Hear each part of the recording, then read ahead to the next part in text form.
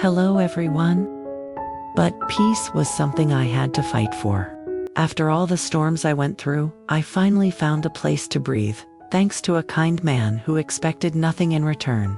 I stayed, not because I didn't care, but because my heart owed him a quiet debt of gratitude. Meanwhile, CEO Toan, torn by longing, searched endlessly.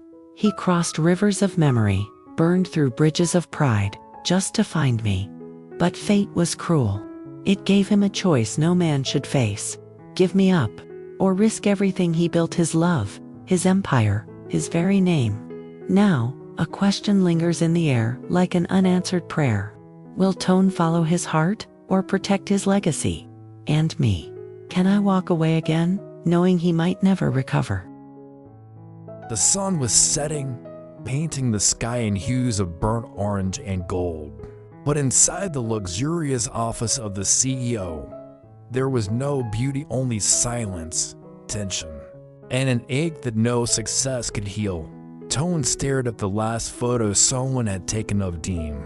She was smiling gently, wearing a faded dress, carrying a basket of wild herbs. She looked so peaceful, but to him, it was a reminder of how far she had drifted away. He had searched for her relentlessly. Not a day went by without him sending people to different villages, calling hospitals, and begging strangers for a clue. His powerful name, once enough to move mountains, now felt worthless against fate. And then came the news: Deem had been found. But it wasn't a happy reunion. She was alive, safe, but not alone. She was living with a kind farmer, a simple man who had once saved her from a fever, shared his rice, and built her a shelter out of bamboo and love. Deem, ever the woman of gratitude and quiet strength, chose to stay. Not out of love, she explained gently, but out of a sense of debt. She couldn't bear to leave someone who had helped her when she was at her lowest. Toan stood frozen on that mountain road, watching her from afar. Her hair fluttered in the wind, her hands busy hanging clothes under the sun. She looked content, maybe not happy, but peaceful. It tore him apart. Back in the city, a different storm awaited him. His company was under threat. The board demanded he marry the daughter of a major investor to secure a merger. They warned him, if you don't make this alliance, you'll lose everything. Everything except Deem. The choice clawed at him: give up Deem and become richer than ever, or walk away from the empire he built to chase a woman who may never return his love the same way. At midnight, under the weight of the stars, Toan sat alone on the rooftop of his high-rise tower. The wind was cold, the city lights glittered below, and his heart was screaming. The next morning, he called a press conference. His assistant begged him to reconsider. The board threatened lawsuits, but Toan stood tall. "I resign," he announced. "I'd rather lose everything than lose the only person who taught me what it means to be human." He left the city behind. When Deem opened the door of the little house, she found him standing there, no suit, no guards, no wealth, just a man with tired eyes and an open heart. "I have nothing now," he said softly, "except the truth. I love you. I always have." Deem trembled. The man beside her, the kind farmer, smiled and stepped back. "Sometimes kindness means letting go," he said. Tears fell from Deem's eyes as she took Toan's hand. They didn't know what the future held: poverty, struggle, or starting over, but in that moment, they each had love. And for once, that was enough. For days, Toan couldn't sleep. He stared at the ceiling in the quiet of the night, his heart torn in 1,000 directions. The woman he loved to Deem was somewhere out there, living with another man. Not out of love, but out of a deep sense of gratitude. The man had helped her when she was cold, broken, and alone. And Deem, being who she was, could never turn her back on someone who showed her compassion. Toan clenched his fist at the thought, not because he was angry at her, but because he admired her all the more. Her loyalty, her sense of justice, it was exactly what had drawn him to her from the beginning. But now those same qualities were the walls keeping them apart. The board of directors, meanwhile, had grown impatient. Rumors about Toan's distraction and emotional instability were spreading. His rivals within the company saw their chance and pressed him. Either give up on this foolish romance or risk losing control of the empire he had built with his own hands. Toan was called into an emergency board meeting. Sitting at the end of the long table, he faced cold stares and veiled threats. "You're jeopardizing everything," one director said harshly. "If you step down to chase a woman, you won't just lose your position, you'll lose everything: stocks, properties, respect." The room waited for his answer, but Toan didn't answer. He stood up quietly and walked out, leaving behind a room full of shocked silence. That night, he drove for hours until he reached a quiet village near the forest. His heart raced as he stepped out of the car. He had heard a whisper, a fragile thread of a rumor that a girl named Deem had been seen here, helping a farmer with his fields. He walked through the narrow paths, eyes searching every face, and then he saw her. There she was, under the fading orange light of dusk, kneeling by a garden, helping an elderly man harvest vegetables. Her hair was tied back simply, her clothes dusty, and her hands were calloused. But to Toan, she looked more radiant than ever. "Deem," he whispered, his voice trembling. She looked up and froze.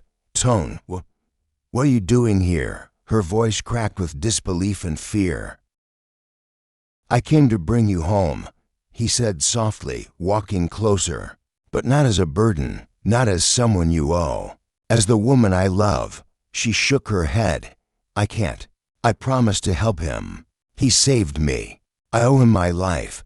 Toan looked at the kind old man, who had now stood up, leaning gently on a wooden stick. The man gave Toan a calm, understanding nod, then turned to Deem. "My child," he said gently, "you've done more than enough. I never asked you to give up your happiness." Deem's eyes filled with tears. "But Toan," she whispered, "you'll lose everything." He took her hands. "I'd rather lose everything than lose you." And in that moment, beneath the quiet stars, Toan made his choice. Love, not power, was the future he wanted. Toan stood frozen outside the wooden fence, his heart racing with a mixture of fear and longing. Inside the humble house, Deem was laughing, a gentle, fleeting sound that pierced his soul. She looked peaceful, even happy, and beside her was the man, the kind stranger who had taken her in, given her a roof when Toan could not find her, offered warmth when Toan was chasing shadows of ambition. Toan clenched his fists. It wasn't jealousy burning inside him. It was pain, sharp, deep, and raw. He had promised to protect Deem, but he had lost her, and someone else had kept that promise in his place. As he turned to leave, Deem suddenly opened the door. Her eyes locked with his, startled, unsure. There was a long silence, a storm of memories crashing between them. Then, softly, she stepped outside. "Why are you here?" Her voice trembled. "I never stopped looking for you," Toan said, his voice low, thick with emotion. "I was too late before.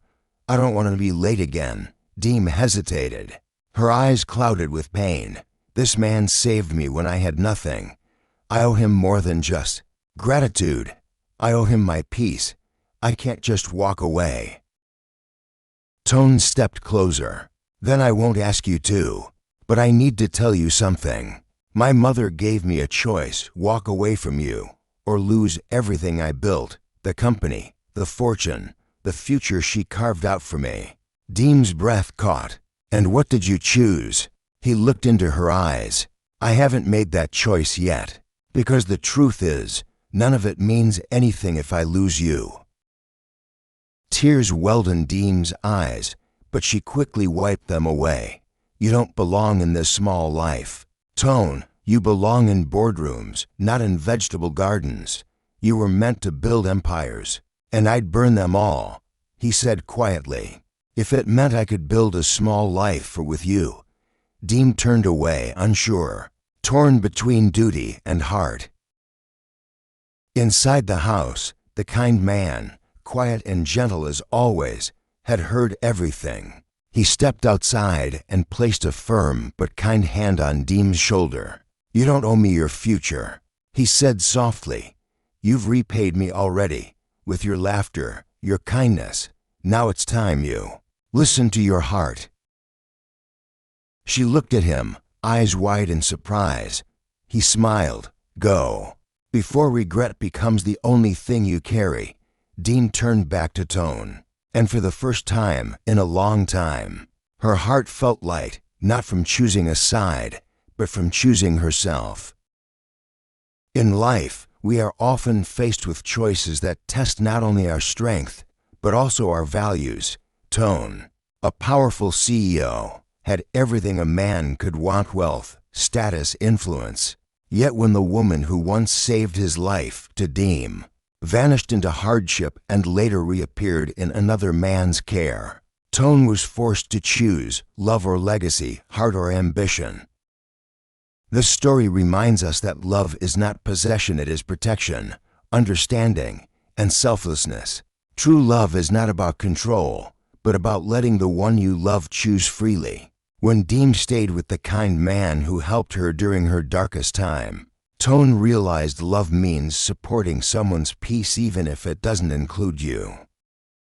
But in choosing love over wealth, in choosing integrity over manipulation, Toan discovered a deeper strength.